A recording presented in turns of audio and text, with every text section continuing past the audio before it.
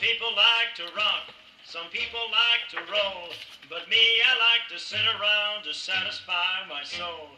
I like my women short, I like my women tall, and that's about the only thing I really dig at all. Well, man, I belong to the B generation. I don't let anything trouble my mind. I belong to the B generation, and everything's going just fine. Weirdsville, yeah. Some people say I'm lazy, and Hello, vinyl community. This is Randy. Mike at Jam on Vinyl is having a contest. This contest is in celebration of 270 subscribers, so congratulations on that, Mike. And for his contest, Mike, who is a history teacher, has asked us to show some records that have some, that deal with some historical incidents, or I guess have some historical value. So I am going to show you some records that are recorded by the literary figures of the Beat generation. So this won't really deal with a particular historical incident, but this will deal with more of a historical movement, a literary movement in the United States that started in the 1950s. So the Beat generation was, the Beat literary writers were people who came of age in the 40s and 50s and wrote some poetry, novels that sort of maybe took a closer look at what was going on in the world and were, sort of controversial, I guess, in some ways. So the most well-known members of the Beat generation are Jack Kerouac, William S. Burroughs, and Allen Ginsberg. They became friends in the early 1940s when Kerouac and Ginsberg were attending college at Columbia University in New York City. William S. Burroughs was living there with a woman just very close to the campus, and that apartment became sort of a salon where they discussed literature and life in general, I guess, and did a lot of drugs. Evidently there was some sex going on there, and sounds like they were having a good time. And so Kerouac had been planning to be a writer, so he started writing, and he met Neal Cassady in the mid-40s, and that became sort of his inspiration, I guess. They traveled a lot, and in the 50s he started writing novels. So he had one novel published, The Town and the City, which was more of a traditional type novel, but then after that he started writing in his own style, which was just sort of long sentences with no paragraph breaks. So it took him a long time to get published. Didn't get published until 1958 when On the Road was published. So I wanted to show you this book before I show you records. This is the Portable Beat Reader. So if Mike did want to expose his students to some writing from the Beat writers, this might be a good place to start. This has all the best known writers. So it starts out with Jack Kerouac, Allen Ginsberg, and William S. Burroughs. Has some other stuff by Herbert Huncke, who was a guy there in New York that they knew. John Cleland Holmes, who wrote Go, which was maybe sort of the first Beat generation novel. Gregory Corso, a poet who lived there in New York. Also has some works by some other people who were associated with the Beat generation. So from the San Francisco scene, Lawrence Ferlinghetti, the owner of City Lights Books. Michael McClure and Gary Snyder and Philip Whalen were some people on the West Coast. Gary Snyder and Philip Whalen were particularly involved in Buddhism, which they introduced Kerouac to, so that became a large part of his writing and a large part of his life. So the first record I have to show you is this Jack Kerouac, Poetry for the Beat Generation, with Steve Allen accompanying him on piano. So Steve Allen was a television host who also played piano, and on this record he just plays piano while Kerouac reads his poetry. So this tells all about that, and Kerouac wrote some of this stuff down here, and he talks about how while he came up from Florida to do the recording in New York, and just came into the studio with a large stack of books and just started reading. And he talks about how throughout the session he would occasionally pass his pint of Thunderbird over to Steve Allen to share that with him. They got done with it. The engineer said, "That's good. That's a take." And Kerouac was already walking out, and he said, "What? Yeah, I guess he said, yeah, that is a take." Basically, there wasn't going to be another take. The first one was going to be it. So, yeah. These records that I'm showing you were all reissues. They were issued these first two were issued in 1959, and then this is a reissue from I think about 2015 or something on. I think Rhino did this. Hanover was the name of the company that did it originally. Kerouac did another book of another record of poetry. This time recording with Al Cohn and Zoot Sims, two saxophonists. So he read his haikus, and they would take turns accompanying him. So they didn't necessarily play at once. The Beat Generation, Kerouac especially, when he was in New York during the early 40s, he was really into the bop music. So he was pretty much there for the beginning of bop. He went to Minton's Playhouse and saw the people playing there.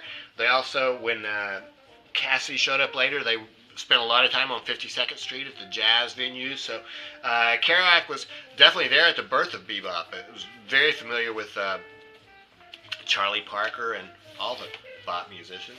Here's this second record. This is also on colored vinyl, another reissue from Hanover Records. In 1956, Allen Ginsberg read Hal at the Six Gallery in San Francisco. This was a well-known reading, and it made him famous overnight, at least in the literary world. That poem was published by Lawrence Ferlinghetti at City Lights Books, and it led to some problems for Ferlinghetti. He was charged with obscenity, with distributing obscenity, and it went to court.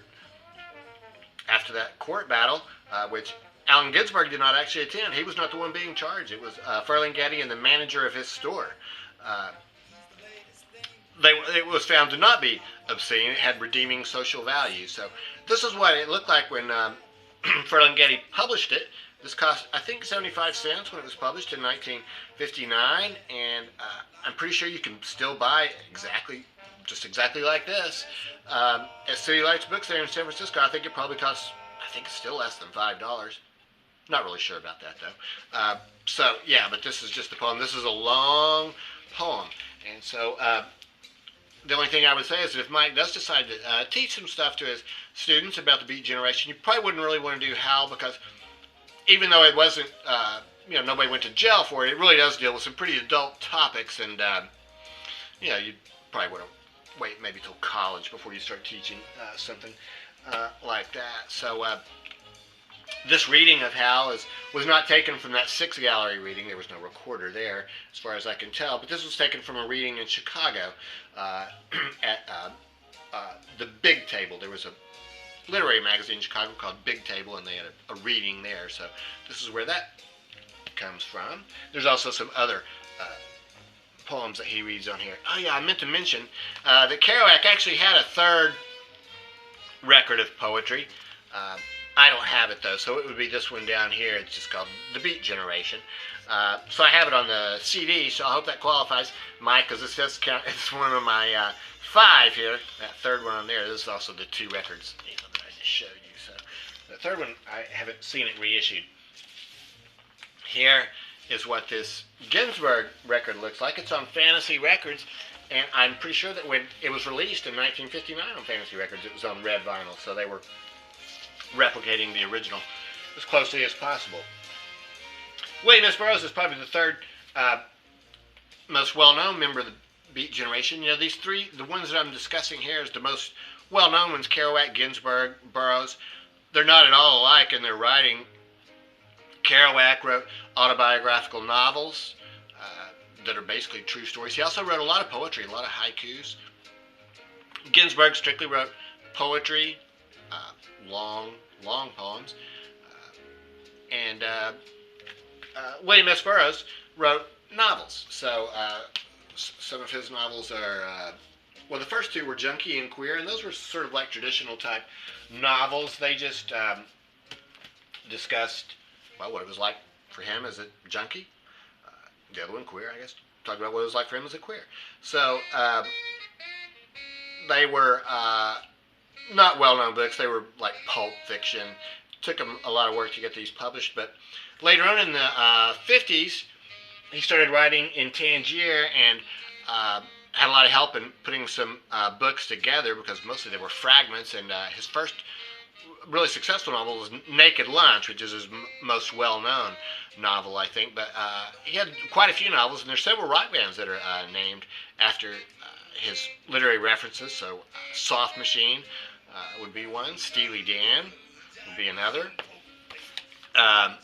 King Crimson had this record called Beat in 1982, which the first song on it is called Neil and Jack and Me. It talks about driving in their car. And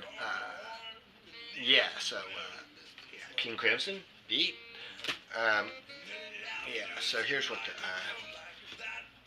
so this record was just some spoken word stuff that some music was put to it later. So Bill Frisell plays on this record, along with some other artists.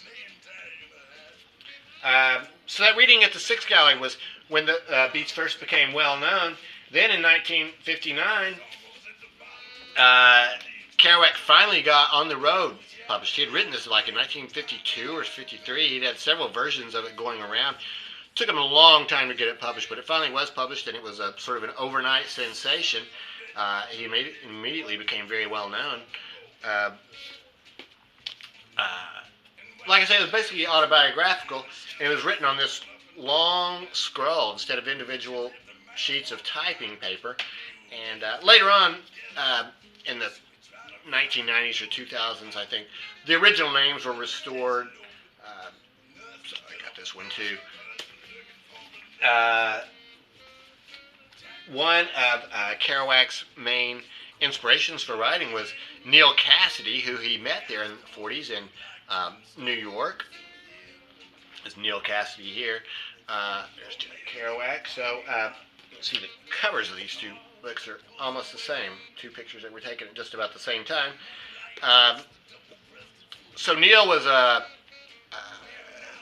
really was not well known as a writer. This is the only book, but this is not a really well known book. But he was mostly just known for the way he lived. I think his whole lifestyle was his art. So he would be, I guess, one of the original beatniks. So, let's see. Oh yeah, here is that William S. Burroughs record. So the best thing that I probably have about the Beat Generation is this box set that came out in the 90s. It's 3 CDs. And this just has some poetry, some news clips that sort of explore the Beat Generation. You know, it has a lot of the cliched type stuff, which makes fun of it and everything. But this is actually really an excellent box set. And this is what we're hearing in the background right now. So, yeah, it came with this book, which has lots of pictures and things like that. So, Ginsberg, Lawrence Ferlinghetti there. Yeah, so, yeah, this was really cool box set. So, yeah, so that's it. There's sort of a extremely brief capsulization of the Beat Generation. I think, yeah, like I say, it's not one historical incident, but just sort of a literary movement in the United States from the mid-50s to sort of mid-60s, I guess, when sort of, I guess, the beatniks sort of moved on to being hippies, something like that. So, yeah, the Beat Generation, they were, like I say, Kerouac was there at the beginning. For Bop, he was very familiar with Charlie Parker. So Mike has asked us to show a mono record. And here is a mono record, The Genius of Charlie Parker. So I've shown this record before, showed it not too long ago. I just got it at a record show here in Nashville in November. So, yeah, this just is Charlie Parker music. So, So that's it. So thanks very much for having the contest, Mike, and congratulations on 270 subscribers, and really enjoy your channel. So I'll leave a link to Mike's channel down below. Thanks very much for watching.